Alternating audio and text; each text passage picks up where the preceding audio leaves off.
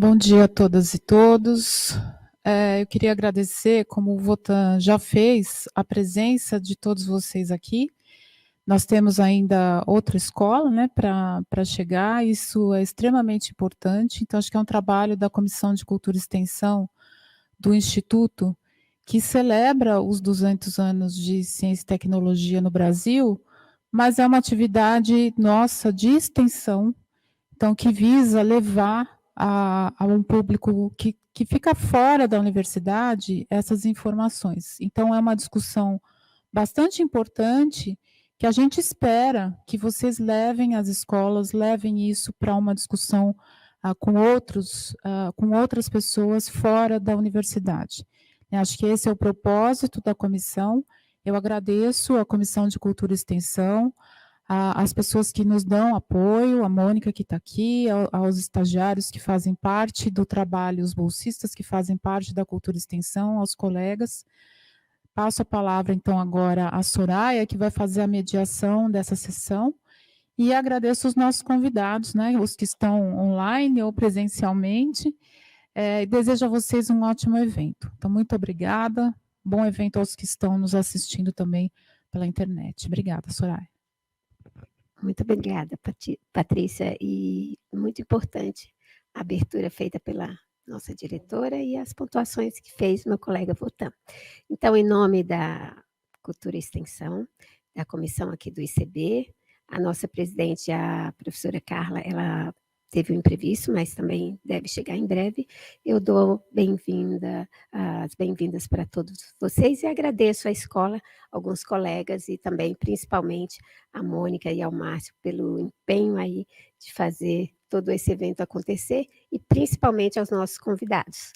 Então, em virtude da extensa, né, do currículo de todos eles, muito engajados na ciência, na pesquisa, eu vou apresentar para vocês alguns highlights, né, alguns pontos que eles, por que eles estão aqui, né, e todos brasileiros, né, então é muito importante que a gente deixe bem claro que essas pessoas contribuem muito, contribuíram e contribuem para a pesquisa. Então, a gente celebra o bicentenário, então acaba de chegar a Carla, da independência do Brasil, né, em 7 de setembro, e também faz parte da celebração nacional esse evento de comemoração cujo tema é ciência, 200 anos de ciência, pesquisa e agora inovação também, né, faz parte desse evento. Então, eu gostaria de, se possível,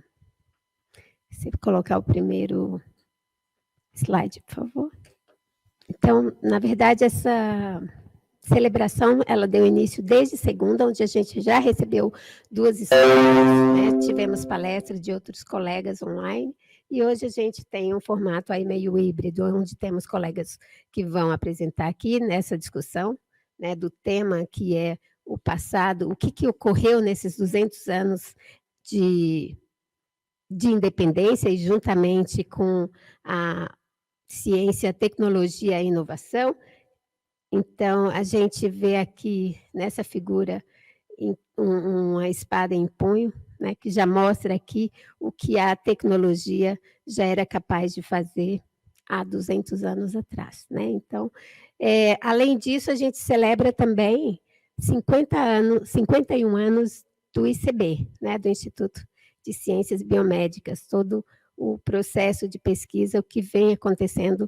Então, essa discussão do que faz o ICB vai ser um debate interessante dos colegas que estão aqui com diferentes idades, todo mundo jovem, né, mas tem já um processo de pesquisa que ocorreu já desde os 51 anos de ICB, que a gente vai ter oportunidade de discutir com eles aqui. Então, aqui nós temos o primeiro, que seria debatedor hoje, né, que faz parte dessa discussão, o professor Luiz Carlos.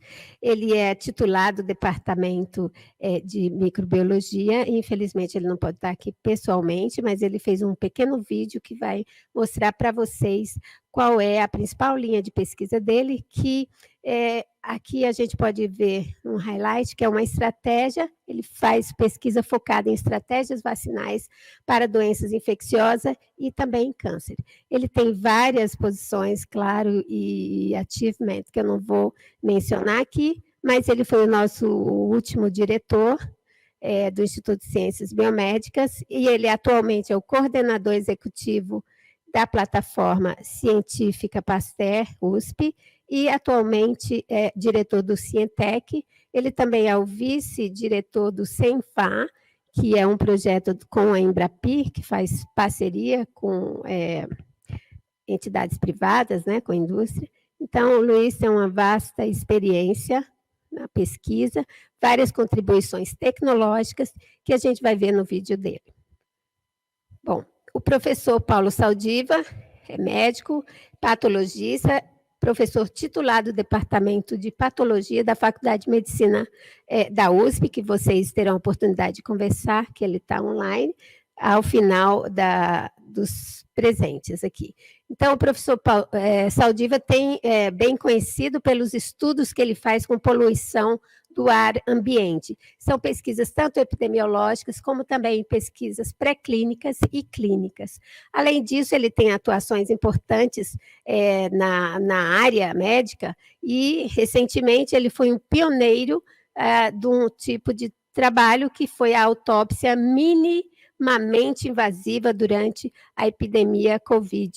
Além disso, ele é membro titular da Academia Nacional de Medicina e Academia Brasileira de Ciências. Ele já foi ex-diretor do Instituto de Estudos Avançados da USP, é membro do Conselho Científico da Escola de Saúde Pública da Universidade de Harvard, é membro do Comitê de Qualidade de Ar da Organização Mundial da Saúde, membro também do painel internacional de Agency for Research on Cancer, coordenador do Instituto Nacional de Análise Integrada do CNPq, com relação ao risco ambiental. Ele ganhou várias medalhas e prêmios, dentre elas a medalha Anchieta, que foi concedida pela Câmara Municipal de São Paulo, além de medalha Armando Salles de Oliveira.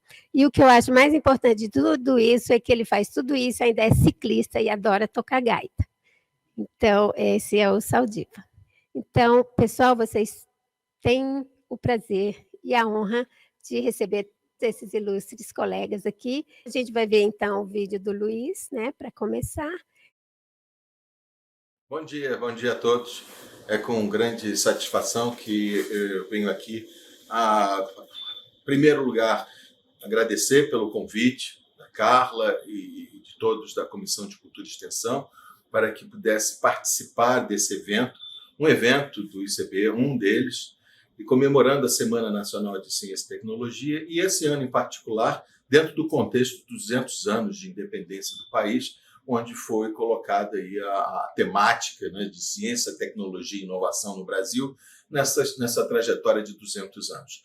Infelizmente, eu não vou estar presencialmente com vocês, como era a intenção inicial, pois tenho um outro compromisso já agendado previamente, que me impede de estar com vocês, mas eu gostaria de deixar algumas mensagens sobre o que iria comentar nesse simpósio e que eu dividiria em duas partes importantes. Uma delas é relacionada a uma ação que eu já venho trabalhando juntamente com a Paula Minoprio, que vai em seguida já apresentou a questão do Pasteur, que é essa parceria importantíssima para a Universidade de São Paulo, para o Estado de São Paulo e para o país, entre a Universidade de São Paulo e o Instituto Pasteur, da França.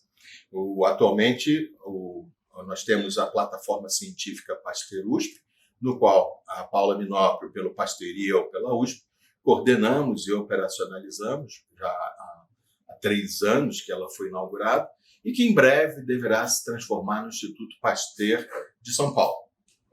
Detalhes sobre essa iniciativa, assim como a homenagem que, coincidentemente, esse ano se comemoram os 200 anos de nascimento do Louis Pasteur, que é e merecidamente reconhecido como um ícone da ciência, não só na França, mas em todo o mundo, particularmente na ciência ligada à saúde. Então, será possível, sim, a gente ouvir algo sobre esse tema com a Paula Minopri, a minha grande parceira nessa grande aventura e nessa grande empreitada que, sem dúvida, irá deixar um legado importante para as próximas gerações.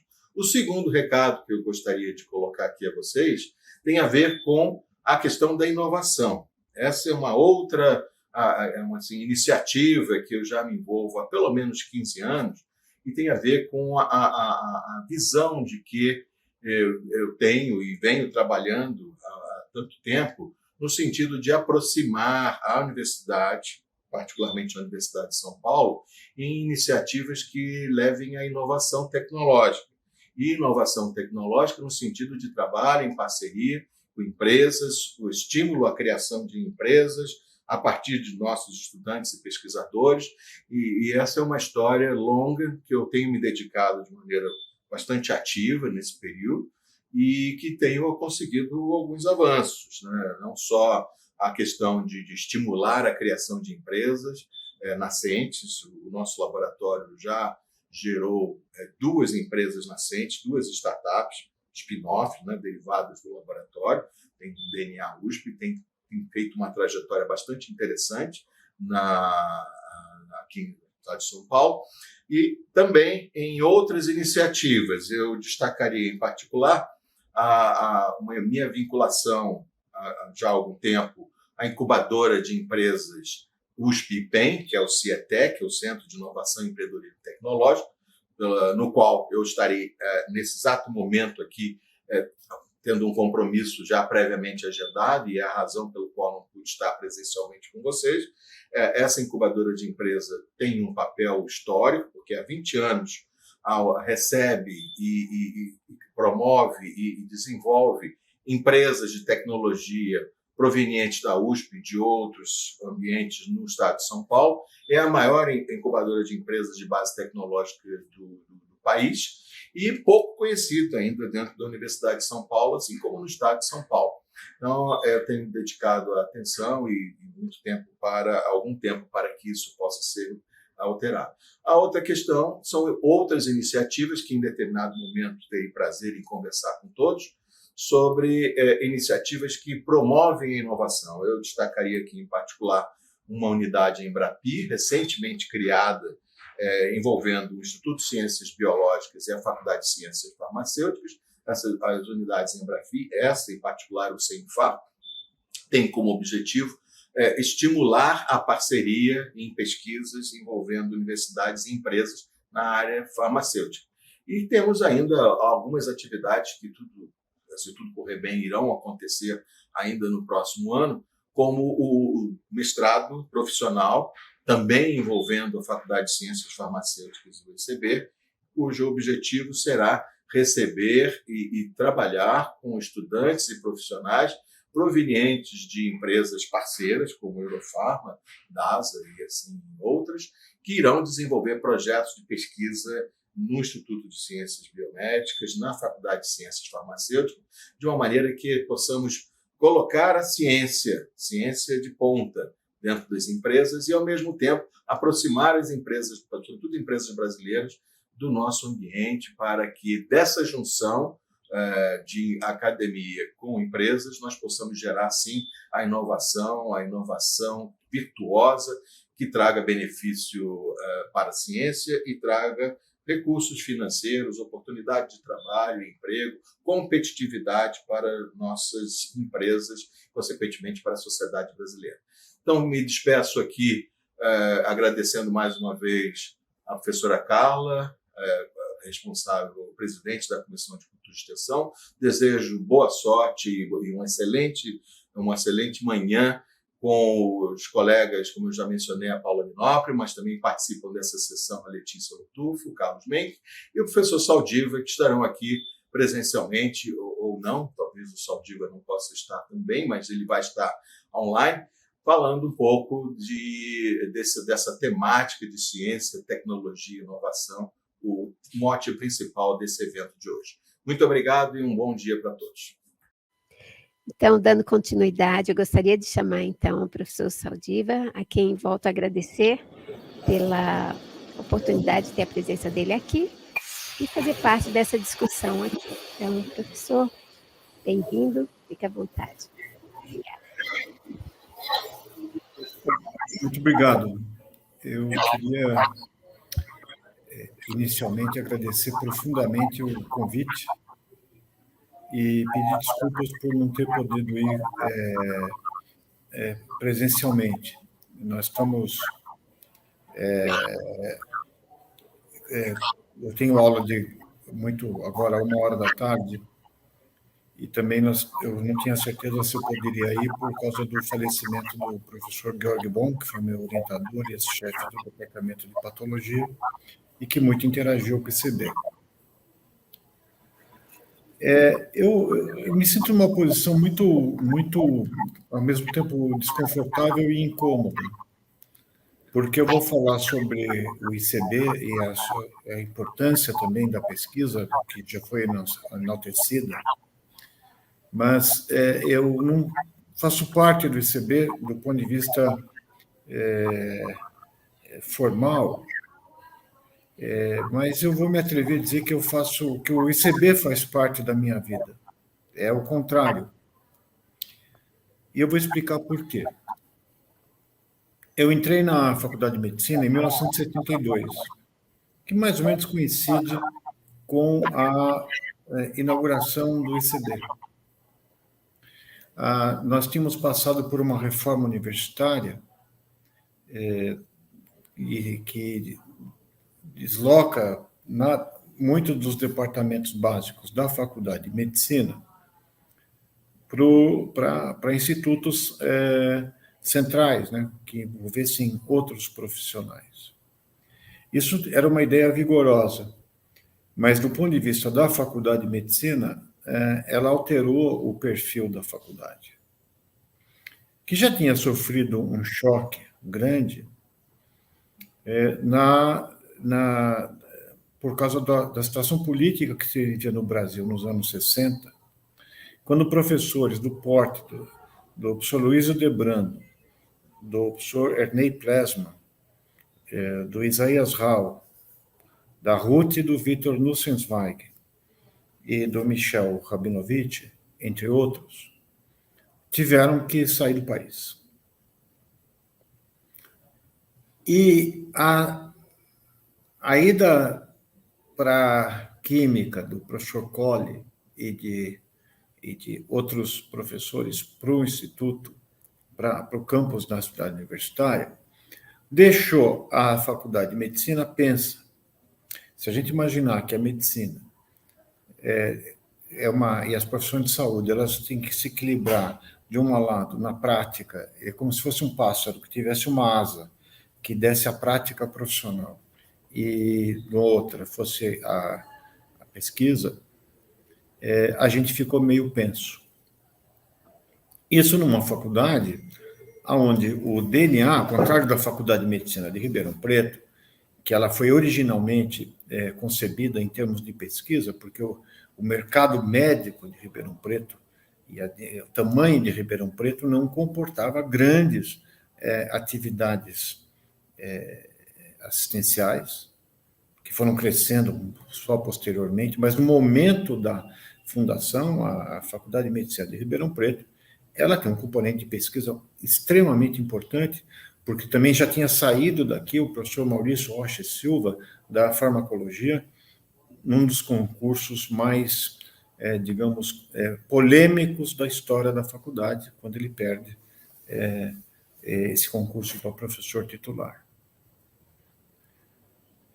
Então, eu que entrei na faculdade e escolhi o curso experimental porque eu queria ser pesquisador, eu não tinha muitos espelhos. E a faculdade, que sempre teve uma pegada profissional, ela tende para os grandes desenvolvimentos médicos, né? Na época, os transplantes, a expansão dos institutos, a criação do Instituto do Coração e de outras coisas que puxavam muito para o lado assistencial. Meu orientador, o professor Georg Bon, tinha vindo de Ribeirão, que era uma faculdade de medicina com um componente básico muito mais forte do que o nosso. E ele, então, resolve... e os nossos cursos de pós-graduação eram muito parecidos com os cursos de graduação, os cursos de residência. E ele queria que a gente visse o que era pesquisa. E aí ele me leva para algumas instituições para entender o que é pesquisa aplicada em saúde. Foram o Instituto de Ciências Biomédicas, o Instituto de Biofísica Carlos Chagas Filho, e também o programa de inflamação que o Mário Mariano tinha junto com ele na Faculdade de Medicina Veterinária. E também algumas disciplinas na farmacologia de Ribeirão Preto, que, graças à iniciativa do professor Maurício Costa Silva, tinha um aspecto muito forte. A minha graduação, felizmente, né, como eu fazia instrumental, tinha uma atividade muito grande no campus. Eu tive aula, então aí eu vou dizer como é que o ICB entrou dentro de mim, né?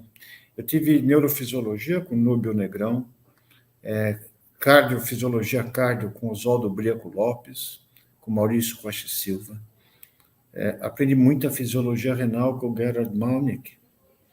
E tive imuno, com duas pesquisadoras, na época, bem jovens, a Vera Kalisch e a Sônia Janka, onde conheci o Montilo Russo, né?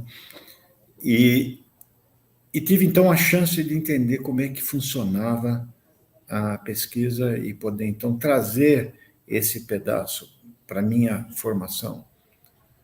O ICB1, que foi onde eu comecei a ter aula, tinha um jardim interno que até tinha um jabuti, que eu me lembro, como estudante, eu sempre gostei de jabuti, porque, além de pegar mal olhado, ele cura asma. Eu ganhei um jabuti para curar a minha própria asma, né? Infelizmente, não passou nos testes clínicos, mas, pelo menos nos afetivos, esse amor reptiliano persiste. E, durante muito tempo, eu interajo ainda com grupos do ICB, de vários departamentos, e a gente sempre tem aquele sonho embutido de um dia poder passar um tempo aí e dar uma reciclada, né? Então, o ICB tem um papel importantíssimo na formação dos futuros médicos, né? Embora a gente tenha criado, quando a faculdade ficou vazia, e se cogitou na época de que ela seria a academia de polícia, seria aqui pela vizinhança com o Instituto Médico Legal. Criou-se o Instituto de Laboratório de Investigação Médica, os LINS, que fazem, inclusive, tem uma interação muito grande com o ICB. Então, nós temos uma filial do ICB dentro da Faculdade de Medicina, com interesses comuns e um apelo à pesquisa fundamental e básica, que é um ato, que é um exercício criativo. O ato de pesquisar, ela é como um preenchimento de um vazio de conhecimento. É onde a pessoa que não sossega, que a mente tem... o verdadeiro pesquisador, né, na minha modesta opinião, não é uma pessoa que põe um avental branco e opera um sequenciador. Você pode ter uma pessoa tecnicamente capaz de operar um sequenciador, é necessária no laboratório de pesquisa, mas se ela não tiver um processo criativo, ela vai ser útil dentro de uma engrenagem de pesquisa, mas o pesquisador é aquele que tem uma inquietude intelectual e que é, digamos, talvez a atividade mais prazerosa do mundo. O ensino e a pesquisa são coisas que você nunca vai cansar de fazer. Como eu acompanhei a minha carreira universitária e o desenvolvimento e maturação do ICB, o crescimento, estão mais ou menos do lado. Então, eu já estou ganhando uma chapinha, já ganhei uma chapinha de patrimônio da USP, né? E eu quero, então, dizer como é que eu enxergo o ICB de fora.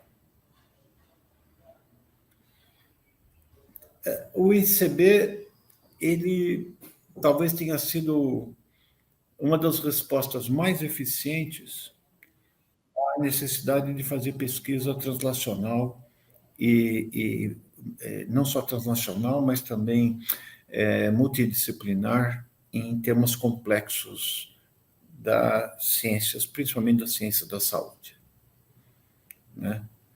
No ICB, a gente tem, digamos, um perfil de pessoas que bate muito com a minha forma de enxergar o desafio da medicina. E o professor Menck mencionou também um aspecto que eu gostaria de ressaltar, que é a necessidade da gente também, e se eu pudesse dar um conselho ao longo desses 50 anos, é analisar como é que você incorpora as humanidades no currículo do pesquisador. Porque a ciência não é neutra, né? Você pode ser neutro do seu artigo, mas ela tem consequências. Vamos pegar o caso da bomba atômica, que foi lançada sobre Hiroshima e Nagasaki. Na época, foi um desafio do ponto de vista tecnológico, houve cientistas sérios, Albert Einstein liderou o processo de começar a criar o instituto lá em Los Alamos, né? Mas eu não estou julgando o mérito, na época, de se criar ou não a bomba atômica, porque o mundo estava em risco, o que a gente chama de mundo civilizado, havia uma possibilidade de um retrocesso civilizatório importante. Mas eu acho que nem os cientistas não estavam preparados,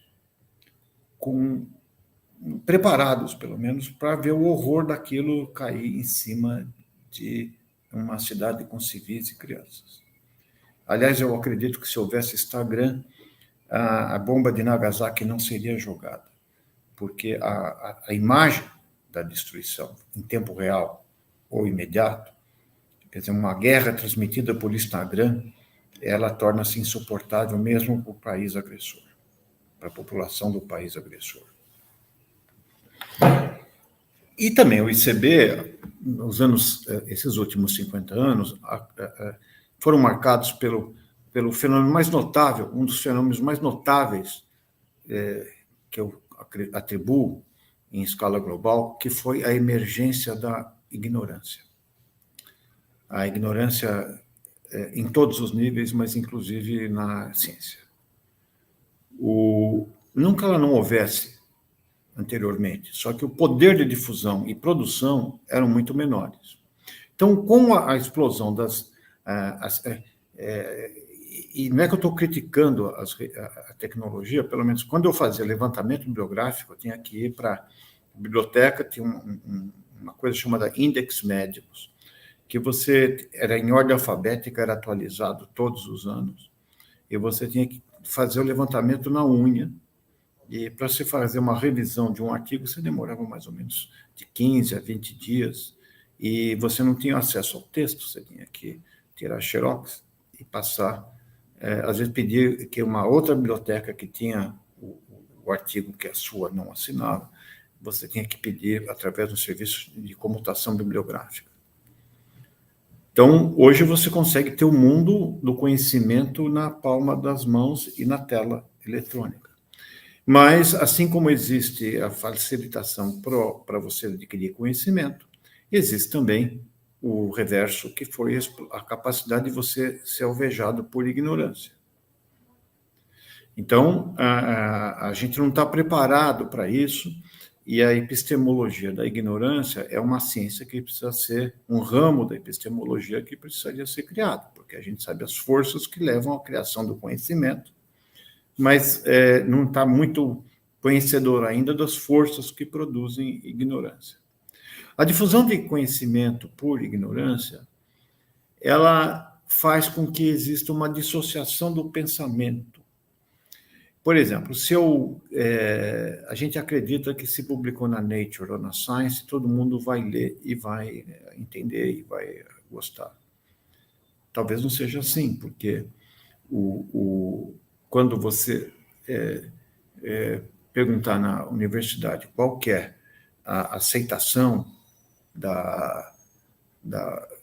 qual é o papel da teoria da evolução na formação de como somos, da nossa sociedade, da nossa biologia, dos nossos sentidos, funções e órgãos e sistemas, todo mundo possivelmente vai achar que na universidade que é 100%, com poucas exceções.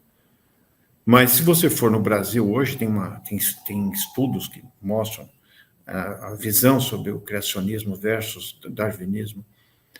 Nós vamos ver que estamos próximo de metade, 50%, na população geral.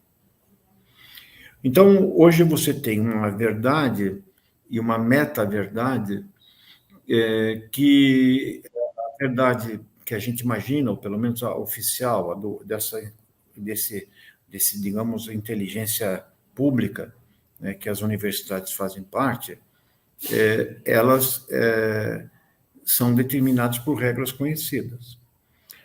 Essa meta-verdade é produzida não e disseminada não pelo fator de impacto que aquela publicação ou a profundidade daquele texto, mas vem com um índice de impacto calculado pelo número de likes, que através de algoritmos e clusters de celulares, você pode acrescentar milhões ou milhares de likes, que as pessoas que recebem vão ter esse número de curtidas como um coeficiente de veracidade. Isso implica que nós temos que ir um pouco além das nossas funções. E um dilema que nós temos que resolver também, que eu acho importante, é se os benefícios da saúde, por exemplo, que foram imensos, da pesquisa em saúde, das possibilidades terapêuticas, do desenvolvimento de fármacos, de vacinas e outras coisas, elas vão servir para aqueles que mais precisam, ou se elas vão servir somente para aqueles que podem pagar por isso. Em outras palavras, os grandes avanços da saúde vão ser commons ou commodities. Isso é uma discussão importante. Isso levou, ao longo dessa pandemia, a alguns desvios, né, importantes, inclusive pelo fato de que os trials de futuro de possíveis medicamentos ou de vacinas desenvolvidas eram anunciadas antes da publicação do artigo e estimulada pelas próprias pessoas que produziam, ou companhias que produziam aquilo. Então, quando você dizia que uma determinada vacina foi desenvolvida e vai ser levada em breve, antes dos testes adequados, né? É lógico que havia uma pandemia em curso, mas a consequência foi que, quando você fazia testes de fase 3 e os resultados preliminares eram divulgados, a primeira consequência era a subida de ações no mercado financeiro e aumentar muito o lucro de quem as produzia. E mesmo no momento que você fazia um consórcio mundial de vacinas, a COVAX, e os países que mais podiam compraram doses a mais do que a sua população necessitava e deixou gente para trás. Então, de alguma forma, nós vamos ter que conviver e o ICB vai ter um papel importante nisso, porque ele está na fronteira, ele está desenvolvendo, né? Nós temos plataformas internacionais, como a própria Paula mostrou, nós temos um papel de formador, vocês têm, né? Me colocando nós só honorificamente, só afetivamente. Isso vai ter que permear a formação dos pesquisadores. Dos médicos, então, nem se fala. Mas os pesquisadores vão ter, então, que começar a se formar e capacitar, tanto em divulgação, como também em mudar, talvez, um pouco a forma de avaliação na carreira. E eu vou acabar por aqui. E o ICB tem força para isso. Hoje, se você desenvolver uma solução prática, efetiva, ou gerar uma patente de remédio, uma inovação, a régua que permite você ascender na carreira, talvez não seja adequada para medir. Então, vamos pegar um caso específico, o grupo da Politécnica, na pandemia, que desenvolveu um ventilador de muito baixo custo, aqui em parceria com o INCOR. Se isso, por vários motivos, inclusive corrupção, né, esse ventilador não foi vendido, porque ele era muito barato, então não dava para levar. Você não tinha, tem uma parte que era capacidade produtiva e outra parte que era vender coisa barata. Não permite, digamos, algumas outras atitudes que aconteceram aos montes, né, no regime de compra por urgência. Todos nós sabemos que muito dinheiro foi desviado na compra de equipamentos e insumos médicos durante essa pandemia. Bom, se tivesse funcionado isso, se tivesse resolvido a crise de ventiladores do Brasil, isso não ia valer tanto quanto um artigo científico. Na hora que esse pesquisador, quer dizer, propor uma solução, conta menos do que o trabalho científico. Primeiro que é mais difícil de se medir o impacto, né? O impacto de uma medida prática, ela não é um impacto, não é medida, né, porque ela, da forma como você tem pelo número de leitores e de pessoas que citaram. Você tem que medir as consequências positivas que aquilo trouxe, isso demanda tempo. Você tem que ter instrumentos que não permitem que você avalie isso próximo. Inclusive, você tem que medir as consequências negativas também, os impactos não previstos, negativos. É o caso da bomba atômica, né? Que você teve um impacto imediato, quase, que foi terminar a resistência japonesa na segunda bomba, até a rendição do Japão, mas como impacto negativo e não previsto, foi colocar o mundo sob o risco de extinção nos próximos... Acho que até hoje nós corremos esse risco. Então, se a gente for ver bem, isso não estava previsto no protocolo do desenvolvimento da bomba, mas devia talvez ter sido considerado se era lícito, se era moralmente possível, e tinha que ser muito bem balançado, não foi uma decisão fácil, no momento de uma guerra global. Por isso que eu tomei esse convite não só como uma honra, talvez desmerecida, mas como uma oportunidade de agradecer ao Instituto de Ciências Biomédicas, que caminhou lado ao lado na minha formação, tanto como aluno, como pós-graduando, e dizer que o futuro que eu vejo para vocês é excelente. O passado, vocês já sabem melhor do que eu, né? Mas o futuro tem uma nova geração que merece ser apoiada digamos, tem muito a fazer para melhorar não só o Brasil, mas a nossa própria universidade. Muito obrigado a todos e agradeço profundamente a honra de estar aqui e falar para vocês. Obrigado.